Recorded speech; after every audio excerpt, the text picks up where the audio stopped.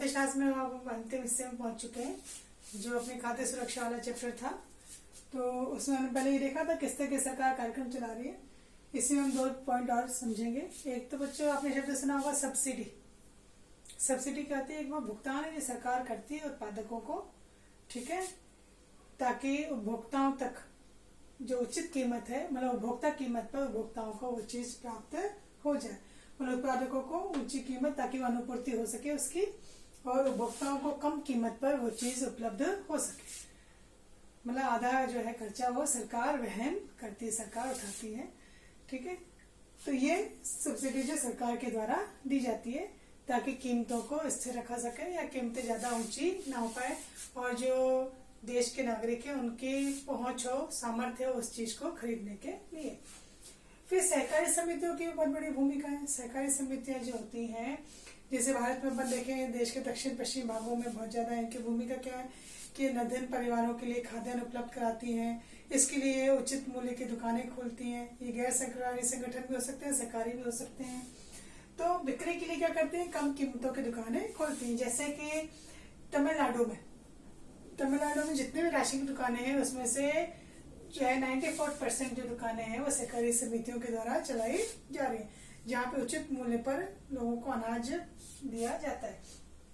दिल्ली में mother dairy जो है उसकी जो गतिविधियां हैं वो दूध सब्जियों का जो है उसकी दर नियंत्रित दर पर जो है नियंत्रित कीमत पर वहां पे लोगों को वितरण करती है, वहां पे बेचती है दूध और सब्जियां। गुजरात में अमूल एक सहकारी समिति के रूप में, अमूल नाम आपने सब सुना है। दूध और दुग्ध से बने उत्पाद जो है ना, इससे कारण इसमें एक जो श्वेत क्रांति इसकी वजह से आई, और ये अमूल कंपनी जो है ये बहुत बड़ी अपनी भूमिका निभा रही है।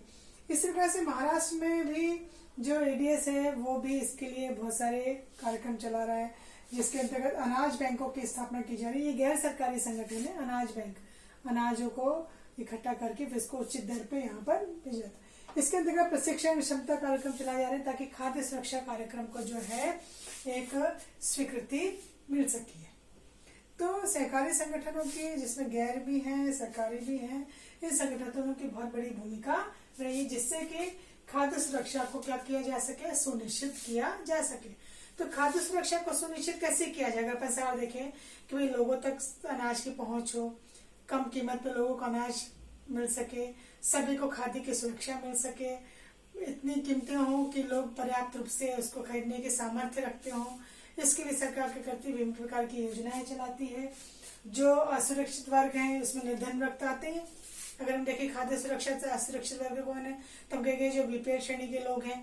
पर कहीं कहीं जब कोई विशेष कोई आपदा आ जाती है तो इसमें जो निर्धनता रेखा से ऊपर लोग जी रहे हैं वो भी इसके दायरे में आ जाते हैं, जिसको अपन कहते हैं एपीएल। और फिर इसके अंतर्गत सरकार ने खाद्य सुरक्षा के जो प्रमुख घटक है उस पर काम किया, जो हम आपको समझा चुकी, बफर स्टॉक और सार्वजनिक वितरण प्रणाली। तो इसके अंतर्गत क्या है?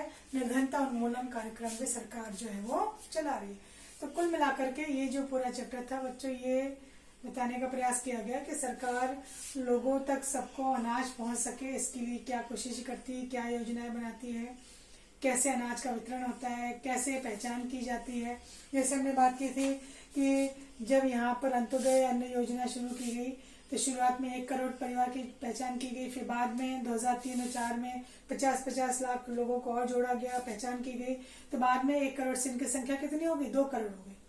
तो इन लोगों तक जो है कम कीमत पर अनाज उपलब्ध करवाना, ठीक है, उचित राशन जो है उनको प्राप्त करवाना, ये सरकार की मुख्य भूमिका होती है। तो ये अपना पूरा जो बच्चा था खाद्य सुरक्षा के संबंध में चैप्टर